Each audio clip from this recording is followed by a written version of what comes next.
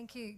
Good evening, everyone, to our council meeting tonight, 25th of October. And I am Councillor Frances Eyre, the Mayor of Nillumbik. So thank you for those who are here in person and those who are watching remotely. Members of the public are advised the meeting will be live streamed and recorded, and the live stream recording will be made publicly available on YouTube and Council's website. Nillumbik Shire Council respectfully acknowledges the Wurundjeri Woi-wurrung as the traditional owners of the country on which Nillumbik is located.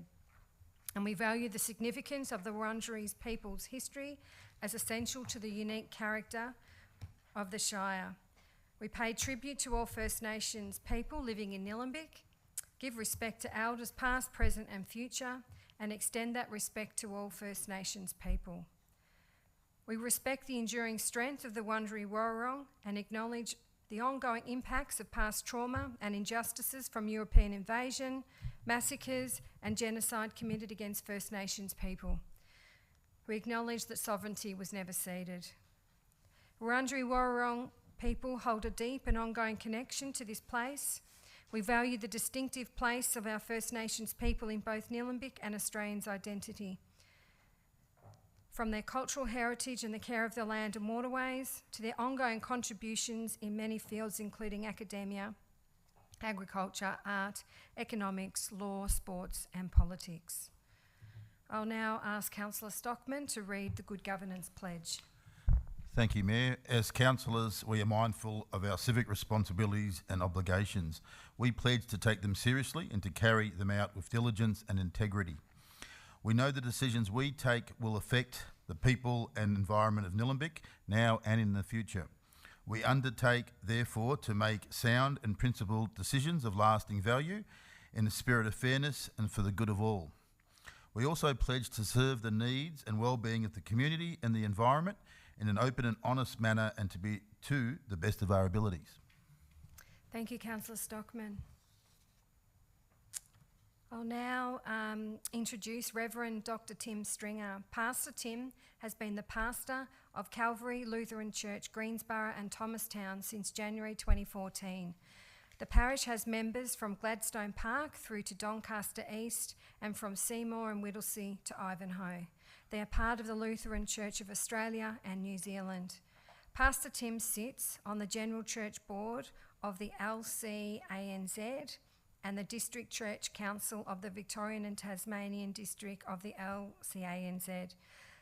The Calvary congregation owns a 20-unit independent living retirement village and has community groups utilising the church's facilities throughout the week. Members contribute to the Diamond Valley Food Share and other areas of need in the community.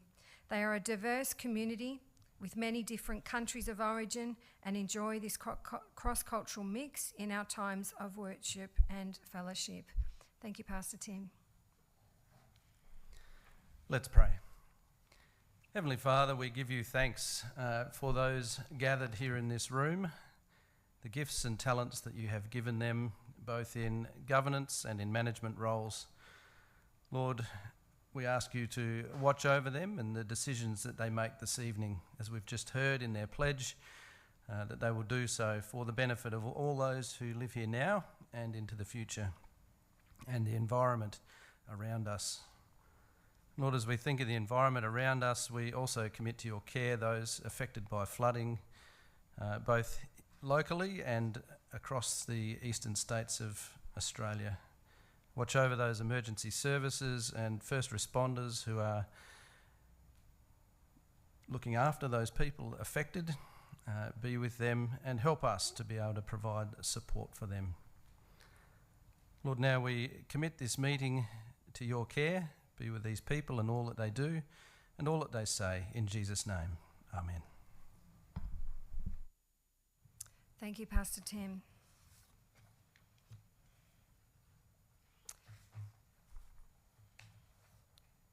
We now move to apologies, and we have an apology. I'll ask I'm happy to move the motion that Council notes the apology of Councillor Peter Perkins. Thank you, Councillor Payne. Do I have a seconder for the motion? Thanks, Councillor Ramcharan. All those in favour of accepting the apologies? Carried unanimously. We do not have any presentations, so we'll keep moving to confirmation of minutes. I'm happy to move that. Thank you, Councillor Duffy. The recommendation is that council confirms the minutes of the council meeting held on Tuesday the 27th of September 2022 with the attachment 1 in the agenda papers. Thank you. Do I have a seconder for the motion? Happy to second. Thank you, Councillor Payne. I will put the motion to the vote. All those in favour? Carried unanimously.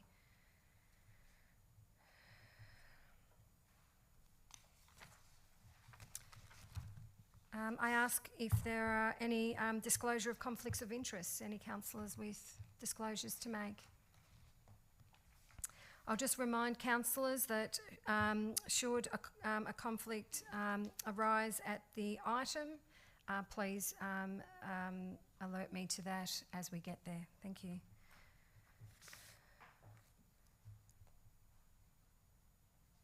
We have one question from the gallery. David Smith. Thank you.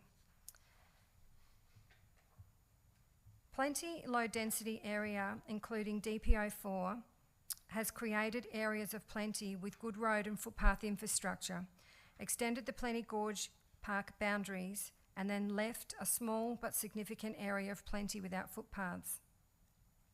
This land is zoned as rural conservation, so no subdivision can be made, yet the council rates and land maintenance obligations are onerous to landholders. How will council make Plenty one unified, low-density area with complete and linked footpaths and road infrastructure up to the standard of DPO4 developed areas? And the response is, the land subject to DPO4 provisions in the Nillumbik planning scheme has a carefully planned series of open space, footpaths and trails. This infrastructure is reliant upon developer construction timeframes and contributions. There are still areas yet to be developed. Development, when complete, will realise the full and complete establishment of infrastructure in this area. Council will assess all assets at completion of all development and determine if any further investment in footpaths and open space is required. I'll now move to the second question from David Smith. Diamond Creek, Eltham North and Eltham have an abundance of council-built and managed recreational spaces, including fenced dog parks, whereas Plenty, Yarrambat and Apollo Parkways have no designed fenced dog park areas. Would council consider fencing the land in Plenty, bounded by the south by the hockey ground, west by the Plenty tennis courts, east and north by Yanyin Road, maintaining the existing fauna to provide a fenced dog park area for the residents of Plenty? And the response is, a priority action of Nillumbik's Council Plan 2021 to 25 is to undertake a review of the open space strategy. As part of the project, Council will be reviewing all of its open spaces and will consider the need of dog park in this location. The development of the strategy will be subject to public consultation. Thank you.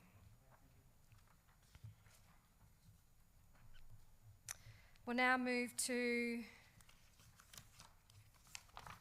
reports of advisory committees. The Advisory Committee report 25th of October 2022. Thanks, Councillor Duffy. Yes, I'm happy to move that, thank you. That council notes the minutes of the Advisory Committee meetings reported in the attachment 1 of the agenda. Thank you, Councillor Duffy. Do I have a seconder for the motion? Thank you, Councillor Egan. Do you wish to speak to the motion? Yes, I do. Just briefly, council has lots of advisory committees, and these committees are full of volunteers who participate to help us with improving what we do here at council. They're passionate about what they do, and they donate a lot of their time. There are 2 advisory committee reports in the council agenda papers this time. The Positive Ageing Committee is one and the Youth Committee is the other. And both of these groups have had the pleasure of being able to work with this year. And I'd really like to give a shout out to all of them, to those people on the Positive Ageing Committee for the various achievements that they've been able to help us come to at council, particularly the Memory Care Cafe, which is now opened up in Hurstbridge, Eltham and Diamond Creek, providing services to people with dementia and their carers. It's a great initiative and it's taken on a whole energy of its own. And the other person I'd like to make a comment about is Philip Green. Philip has just put in his resignation at the Positive Ageing Committee and he's been a great contributor for quite a long time, and you will note that he has in the papers put forward a suggestion as well on how we can be more connected in the community, a Nillumbik Older Persons Senior Collective. So there are lots of ways that people in our advisory committees are looking at how can we shape and help our community be better, but also how can we help inform council. And it's just been a joy to be part of the Youth Council this year, and I'd like to really wish all the best to 3 of our Youth Council members who are undertaking their VCE English exams tomorrow. So a big shout out and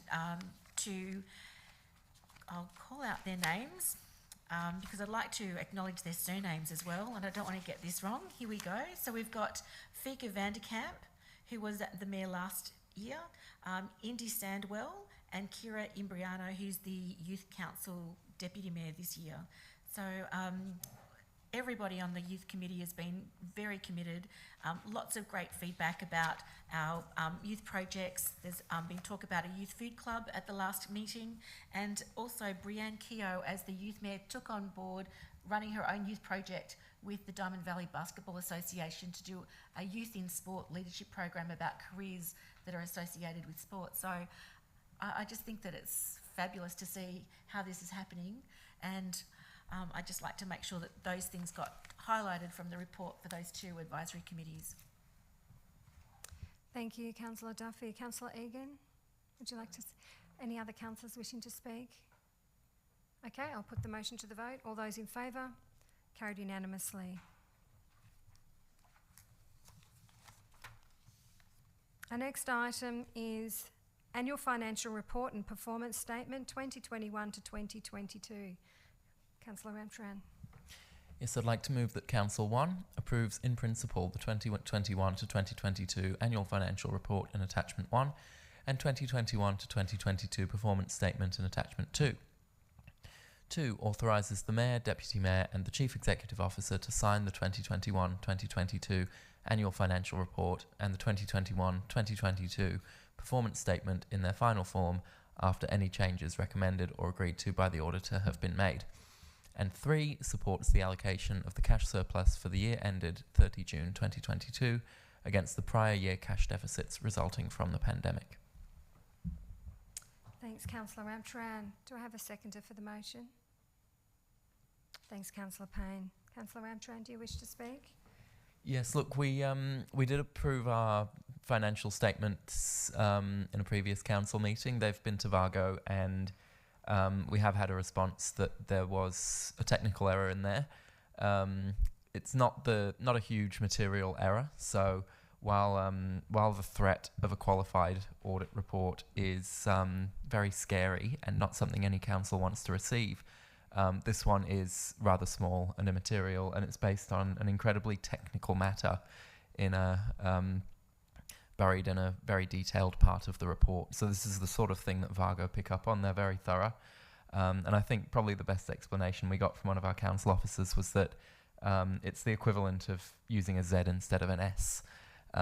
Just a disagreement on how to apply the accounting principles and how certain things should be reported. It's not like we forgot to report anything or reported on something that didn't exist. We simply didn't report it in the entirely technical correct manner, or at least that's Vargo's opinion. So grateful that Vargo have given us the opportunity to amend those statements. We will submit the amended statements, and once we've done that, hopefully we will end up with an unqualified auditor to make sure that we remain compliant. Thank you, Councillor Ramtran. Councillor Payne? I have nothing to say except that I'm in vigorous agreement with Councillor Ramtran. Thank you for that. Any other councillors wishing to speak? No, I'll put the motion to the vote. All those in favour? Carried unanimously. We're now moving to presentation of the annual report 2021 to 2022. I've got this to read out first. So the Nillumbik Shire Council Annual Report 2021 to 2022 has been prepared in accordance with Section 98 of the Local Government Act 2020 and the Local Government Planning and Reporting Regulations 2020.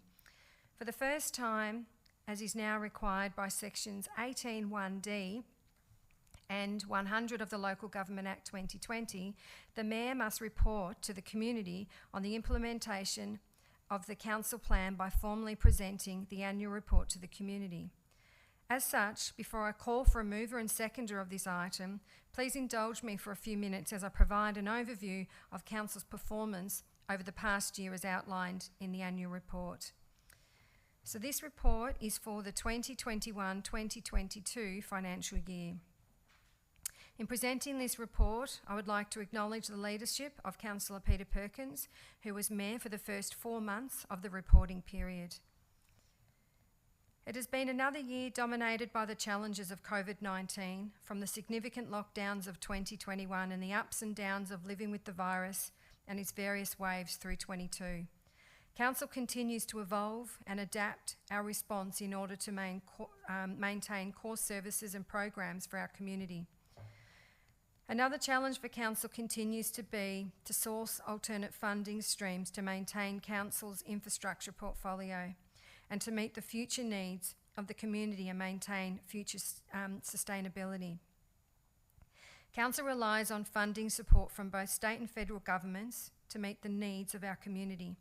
With the federal election in May this year and the state election to be held in November, a key focus has been our ongoing advocacy on a broad spectrum of issues ranging from further pandemic recovery support to new infrastructure investment. Roads, traffic congestion and safety remain top issues for residents based on annual community survey results, and Council will continue to actively advocate for funding for improvements in this space. In terms of Council achievements, we adopted a range of important strategies and plans throughout the 2021 to 22 financial year that will guide Council's work for the remainder of this Council term and beyond. These included the Nillumbik Community Vision 2040, Council Plan 2021 to 25, the Nillumbik Health and Wellbeing Plan 2021 to 25, the Financial Plan 21 to 31, the Asset Plan 2022 to 2032, the Rec and Leisure Strategy 2022 to 2030, and the Communications Strategy 2022 to 25. So a lot of work has gone in.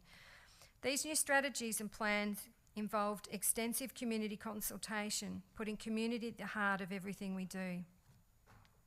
Importantly, we also adopted the Nillumbik Climate Action Plan 22 to 32, and in doing so, declared a climate emergency. This was a critical milestone for Nillumbik, both as a council and a community. The Climate Action Plan demonstrates our commitment and importantly sets key targets of achieving net zero emissions in council operations by 2030 and net zero community emissions by 2035. Council adopted its first youth strategy, informed by a community engagement program and resulting in an inaugural youth summit. It has been wonderful to hear the voices of our young people through these activities. Their ideas and enthusiasm are truly inspiring and provide a new perspective to Council. The development and adoption of Council's access, equity and inclusion policy underlines our commitment in this space. It was a great moment to see the progressive pride flag raised outside the Shire offices in Civic Drive for the first time along the Australian, Aboriginal and Torres Strait Islander flags on Ida Hobbit Day in May. Another highlight of the year was the delivery of 2 substantial capital works projects. the Diamond Creek Trail Stage 2, and the Diamond Valley Sports and Fitness Centre redevelopment. Along with the new netball facilities in Diamond Creek, the upgrade to the Eltham Skate Park, and the redevelopment of the Hurstbridge multi-use community facility, these projects reflect a collective long-term effort from the community and all levels of government. It has been wonderful to see the many benefits and enjoyment that these new assets have brought to our community. Naturally, our financial situation is incredibly important, and Council's financial sustainability remains sound, with Council maintaining a strong cash position. This year we supported more than 150 community groups, organisations and local businesses with over $130,000 in grant funding to support community recovery from COVID-19 impacts through the Nillumbik Recovery Fund. We also provided over $560,000 in community grants to support local community groups and organisations to provide a range of services, programs and activities. I will leave it there, but I would encourage everyone to have a flick through this annual report. While it will never make it onto the bestseller reading list, it is an important document for Council to communicate to and be transparent with our community and stakeholders. The standard of our Council's annual reporting is sector leading, having received a gold award from the Australasian Reporting Awards for our previous 2 annual reports, which is fantastic. I'm proud of what we've managed to achieve this year. I would like to thank our community for your passion, involvement and constructive feedback, and I know our community is very good at that, and in different facets of civic life over the past year. And to my fellow councillors, the CEO and council staff, my sincerest thanks for your efforts in what has been and continue to be challenging times. So that's a summary of our annual report and the year that's been. So I'll now hand over to Councillor Payne. I am happy to move the motion as per the papers. Thank you. Do I have a seconder? Thank you, Councillor Duffy. Councillor Payne. Just wanted to thank James Hartigan for the work that he's put into presenting this report, all the consulting and compiling and contacting and showing that we are keeping the wheels of the council moving. And I'd like to thank all the council officers who've contributed to it. Thank you, Councillor Payne. Councillor Duffy, would you like to speak? Thank you. Thank you for your summary, Fran. That was a great listing of the achievements of the council, and I think that's the great thing about the annual report. I really encourage people at home to take the time to read the summary in the council papers, and I'd just like to point out a couple of things that I'm really proud of. I'm really proud of the Youth Council strategy that's been adopted and the inaugural Youth Summit that happened this year that I was able to attend, the Climate Action Plan and our declaration of a climate emergency, the Diamond Valley Sports and Fitness Centre. That place is pumping all the time. It's almost like we need another one. Not quite as big, but you know there aren't enough spaces to go around. But that's certainly been a highlight for me this year with the community involvement that I have with basketball through my daughter's interest there. The other highlight, just to shout out, is the $560,000 that has been given out in community grants to support local community groups. That's a lot of money for a council that really only receives $60 million in rates on average, and so we're giving away quite a sizable chunk of that to community groups in terms of grants, on top of the other things that we do as a council.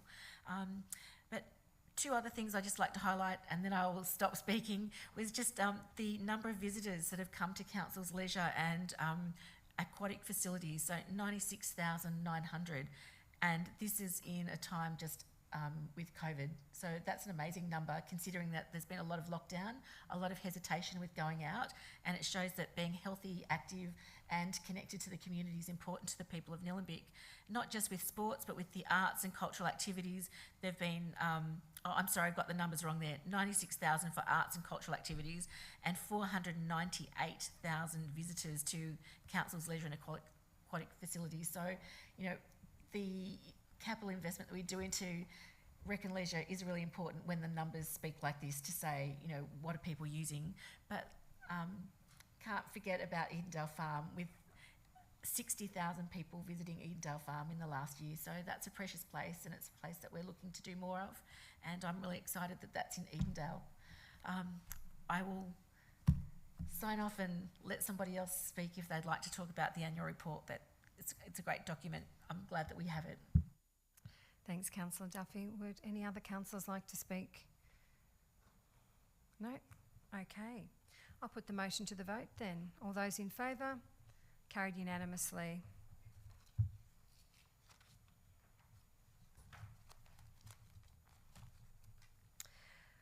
I would now bring forward the officer's report for September quarter financial reports. Thank you, Mayor Eyre. I'm happy to move the motion the Council receives and notes the financial report for the period ended 30 September 2022 as per Attachment 1. Thank you, Councillor Payne. Do I have a seconder for the motion? Thanks, Councillor Ramcharan. Councillor Payne? Just wanted to say thank Vince and Malika for all of their work, and the sentence that is key to this is that Council's overall financial position at the end of this quarter is sound. Thank you for that, Councillor Ramcharan. Any other councillors wishing to speak? I'll put the motion to the vote. All those in favour? Carried unanimously. We'll now move to Christmas Hills land disposal, advocacy to ministers. Councillor Ramcharan. Yes, I'd like to move that Council 1 endorses the overall position on the proposed divestment as outlined in the Melbourne Water Land Divestment in Christmas Hills Issues Analysis document in Attachment 1. 2, notes its requests regarding resolution of each issue as clearly outlined in Melbourne Water Land Divestment in Christmas Hills Issues Analysis document in Attachment 1. And 3, requests that a letter of advocacy be drafted and sent to the Minister for Water and the Minister for Planning, with copies provided to the Minister for Environment, Birrarung Council, Yarra River Keepers Association and Parks Victoria, detailing Council's concerns as outlined in Attachment 1, with a request to meet further to discuss the matter as soon as possible. Thanks, Councillor Ramcharan. Councillor Egan. Thank you. Councillor Ramcharan. Yes, thank you. Look, the Melbourne Water Land Divestment in Christmas Hills is a huge issue in my ward.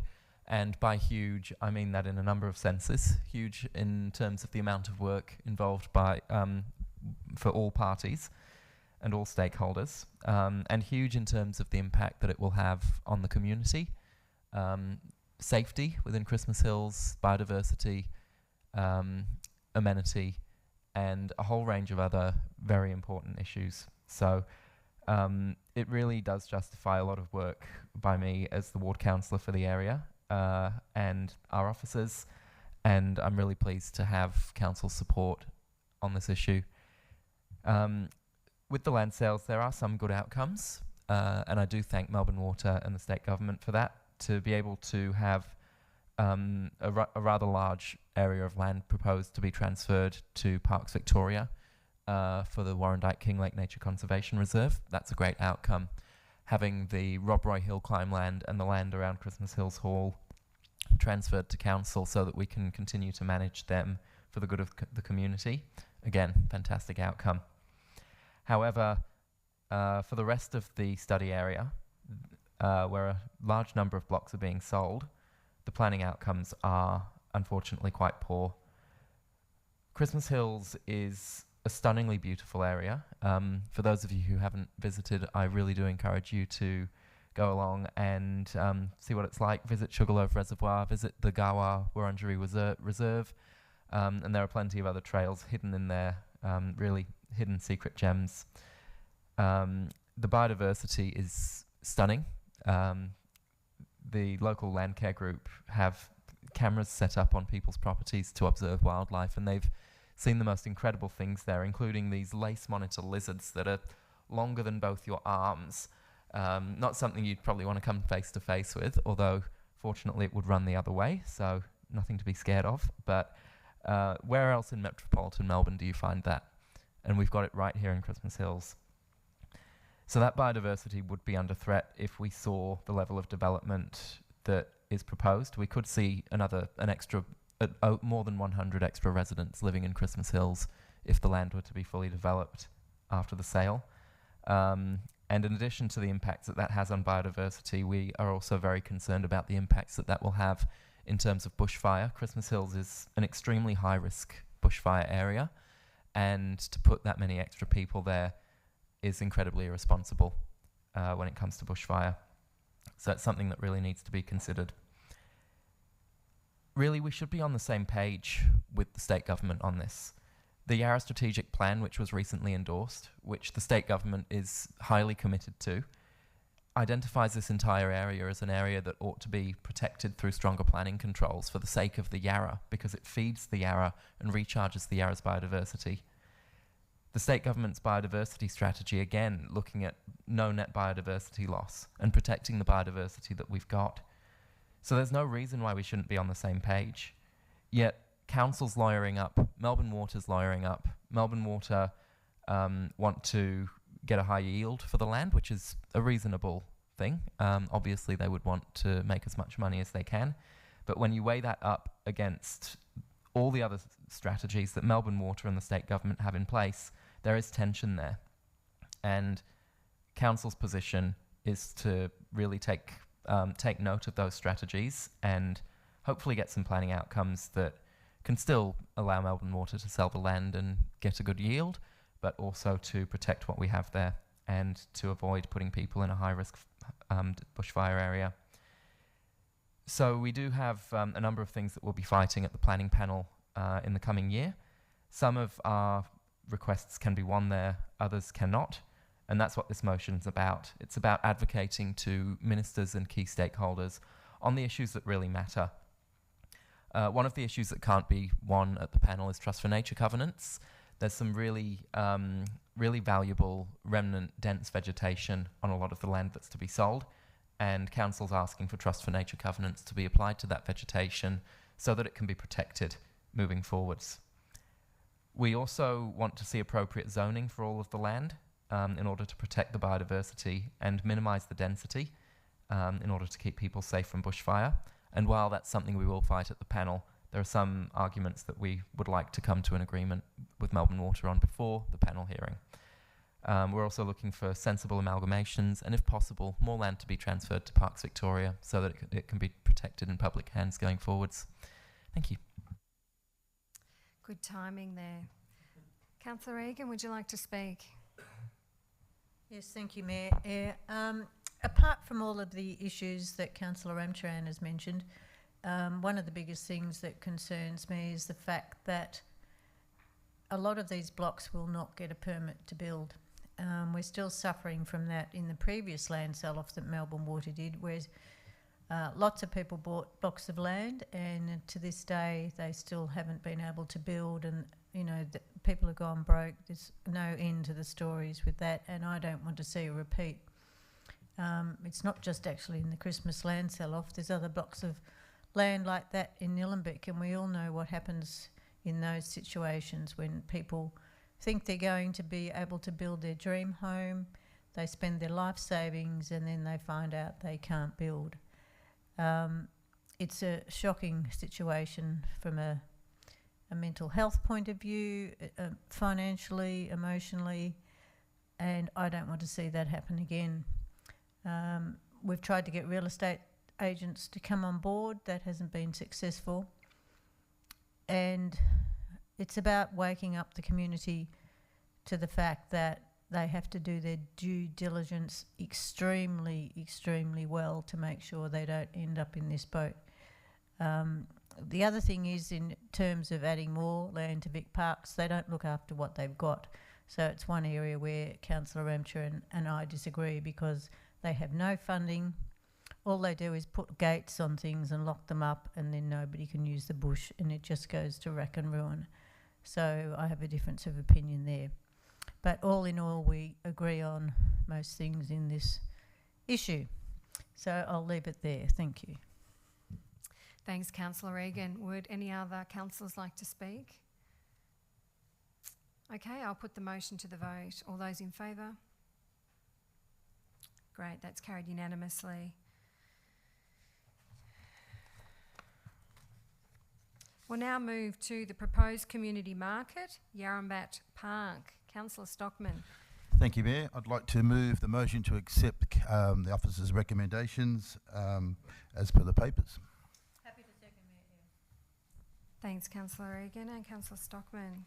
Yeah, thanks, Mayor. I'd like to speak on this one. It's a long time in the making, and well done to our team here, Yelmar's team, and Jonathan Miller going on site a lot. But this is very important. As councillors, we're here to ensure that communities thrive, and I've been in Blue Lake for a while, and I do go to a lot of I love cafes and I love sporting facilities, and that's where I go. You'll find me at a lot of the sporting facilities, you'll find me at a lot of the cafes.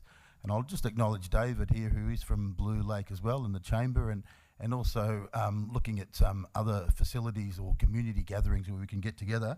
This market is one of those. So I really think that with this particular market, the whole community that I've spoken to has gotten on board.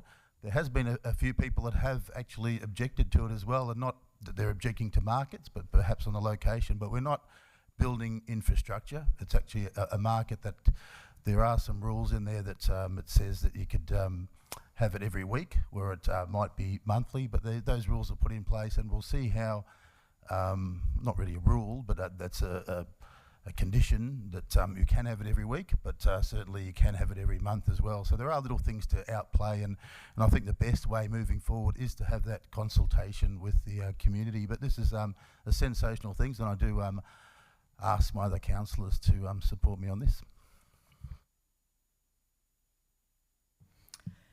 Thank you, Councillor Stockman. Sorry, Okay. Councillor, I was just getting some Sorry, advice. I was jumping ahead. Yeah, you please go ahead. Yes, very happy to support this, as I do with many of the EcoDev initiatives.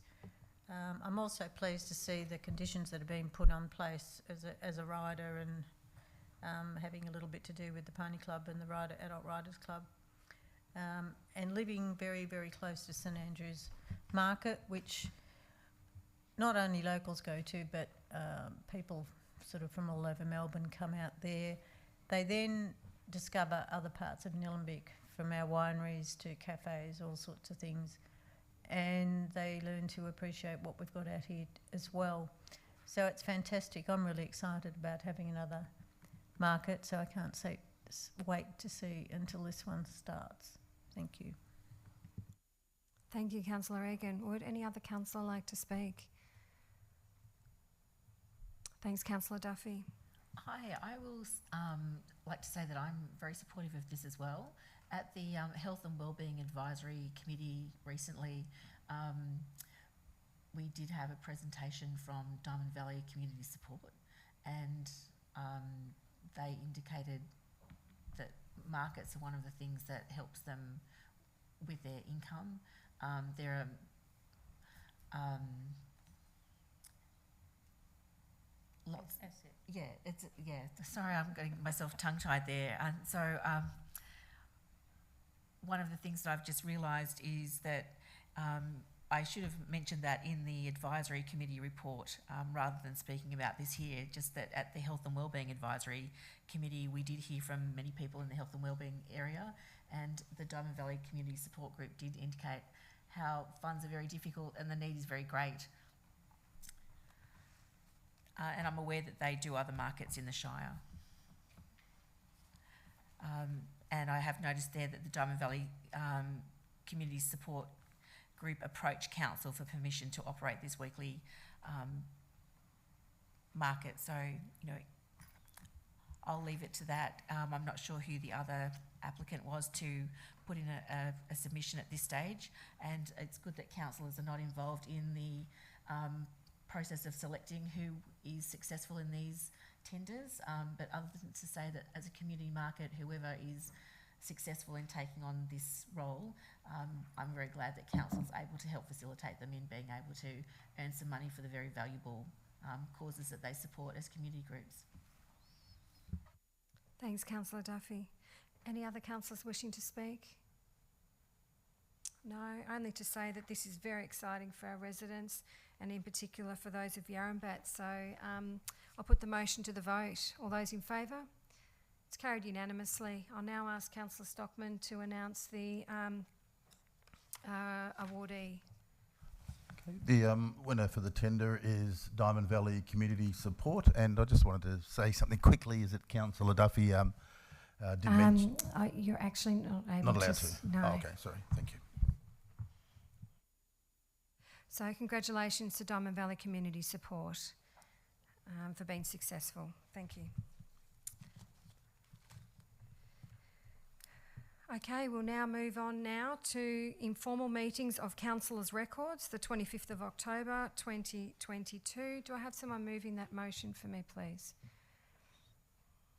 Thanks, Councillor Duffy. Thank you. The recommendation is that Council, in accordance with item 19 of Council's governance rule, meeting procedure, receives the informal meetings of councillor records as per the attachment for the meetings held in this last period. Thanks, Councillor Duffy. Do I have a seconder? Thanks, Councillor Egan. Councillor Duffy? No comments at this stage. No? Any other councillors? I'll put the motion to the vote then. All those in favour? It's carried unanimously. Thank you. We now move to notices of motion, and we have one here, the Nillumbik Urban Tree Strategy, and I'll hand that over to Councillor Duffy. Thank you. This notice of motion is that council that notes that Nillumbik Shire Council is a Green Wedge Shire set up to provide the lungs for Melbourne. Notes and appreciates that the recently adopted Nillumbik Climate Action Plan supports the council plan to action to investigate measures to enhance Nillumbik's urban tree canopy. Requests that this is considered alongside the review of the biodiversity strategy. Requests that the following matters are explored and considered as part of the process. Firstly, the creation of a Nillumbik urban forest strategy to set the actions we will take as a council to increase tree canopy in the urban areas of Nillumbik. Creation of a significant tree register. And thirdly, annual reporting of street tree and park plantings. And lastly, considers the work done by other local councils who already have adopted urban tree strategies, such as Whitehorse, Banyule, Moonee Valley, and there are many others. I could list them, but I won't. That's the motion for the Nillumbik Urban Tree Strategy. Thanks, Councillor Duffy. Do I have a seconder for the motion? Thanks, Councillor Wamtran. Councillor Duffy, would you like to speak to the motion, please? Thank you, Mayor. A few points that I've written down, so I'd just like to read them out. Nillumbik is one of 12 green wedges around metropolitan Melbourne, created to be the lungs of Melbourne. Green wedges are established, planned and protected by the Victorian Government's legislative and policy framework. Our green wedge covers 91% of the Shire and is home to many residents and a number of land uses including agriculture, conservation, tourism and rural living. Within our urban growth boundary, where most of our municipal population lives, Nillumbik is loved for its bushy amenity. Living in the landscape has been a catch cry amongst locals for decades. This 9% of area is equally important for its tree canopy, parks and gardens. Across the world, we're seeing greater attention being given to the important contribution of trees and vegetation to our community. During COVID, we've seen an influx of inner city dwellers move to embrace our area for the reasons we know it's loved. Our urban areas are facing development pressures, and community feedback during the recent Neighbourhood Character Strategy engagement highlighted the importance of protecting our urban forest. This is consistent with our 2040 Nillumbik community vision. I hear from the community that they would like to see Nillumbik do more to protect our green wedge. I've listened as urban residents say they don't distinguish between the legislated green wedge zone and urban growth zone. Rather, they feel that Nillumbik as a whole is a green wedge shire with plants, animals, people, place, water and air that council and community have a responsibility to care for. People in the urban parts of our shire mentioned to me their concern regarding the decline of tree canopy in our townships and that a strategic approach is required to address this, including the formation of informal offset locations for the replacement of tree planting within the urban parts of our shire. Under our current council plan, this council is working towards investing in urban tree canopy strategy. There's $40,000 allocated to that. Renewing our biodiversity strategy, there's $200,000 allocated to that. We're also taking action on climate change, and we've given a commitment to reviewing our tree management plan in 2023 to 2024. This notice of motion recognises the steps in play, but calls for Council to explore and consider the creation of an urban forest strategy for the very worthy reasons so many other councils in Australia and overseas have adopted one, so we can do more purposefully. The Wurundjeri Woiwurrung call us to care for country. An urban forest strategy is a managed population of trees, both planted and naturally occurring, which provide economic, social, environmental and ecological benefits to the community in an urban setting. It can also include green roofs, vertical gardens and community gardens. Just in the time that I've got left, I'd just like to touch on a couple of councils and what our neighbours are doing. The City of Melbourne have had an urban forest strategy since 2012 with a view to increasing the public realm canopy from 22% to 40% by 2040. They outline in their strategy the community benefits of an urban forest, the improving of mental health, noting disease rates, including mental disease, are less prevalent in areas with a higher percentage of green space.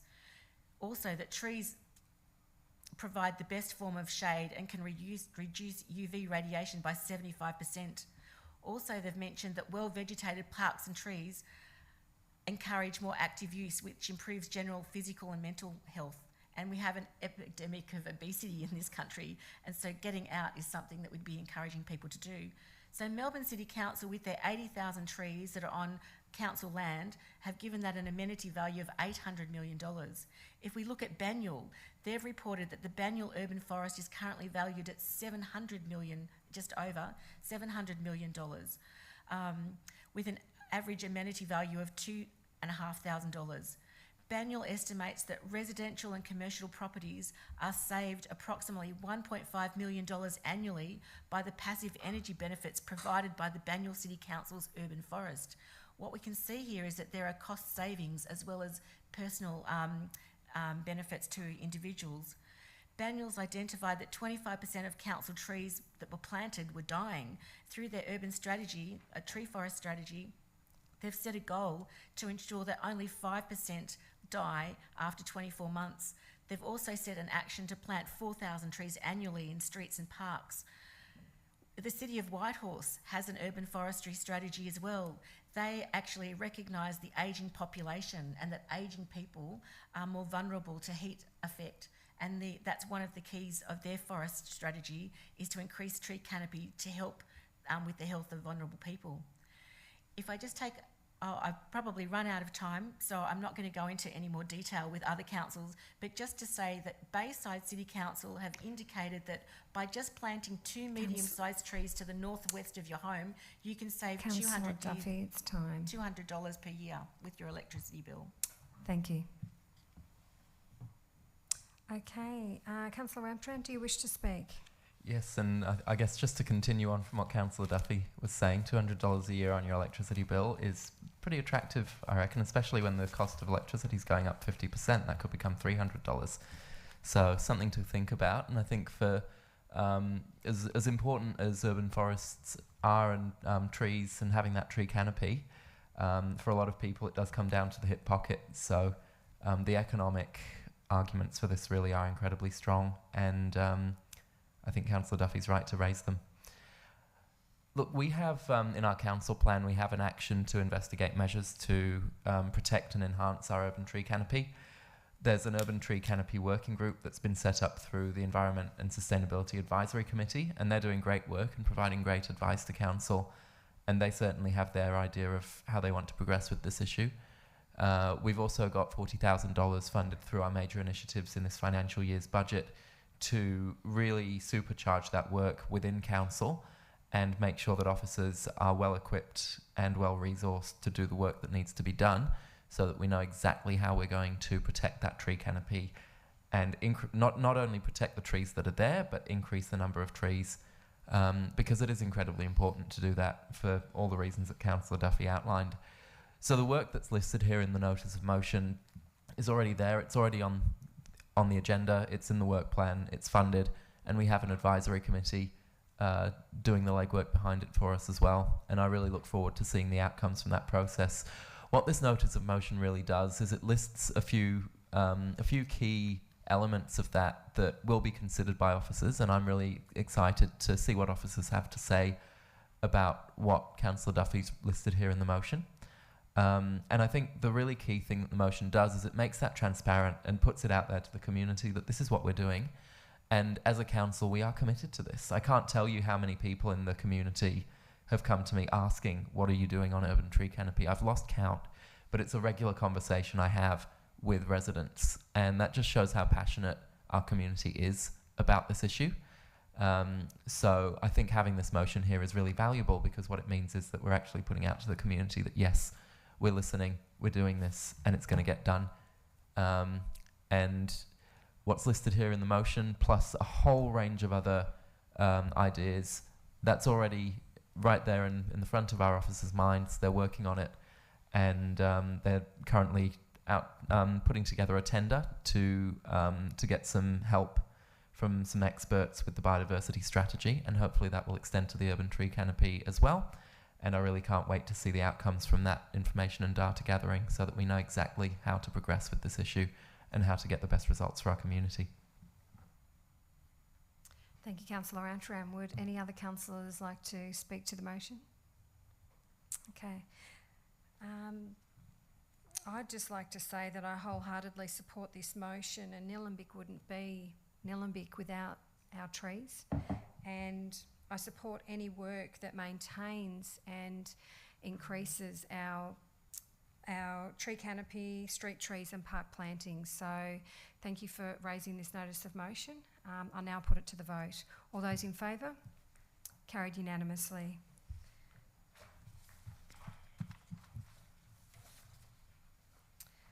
We do not have any delegates' reports. There's no supplementary or urgent business. We do not have any confidential reports. So therefore, I will close the meeting at 7:52 p.m. I wish everyone good night and have a good week. Thank you.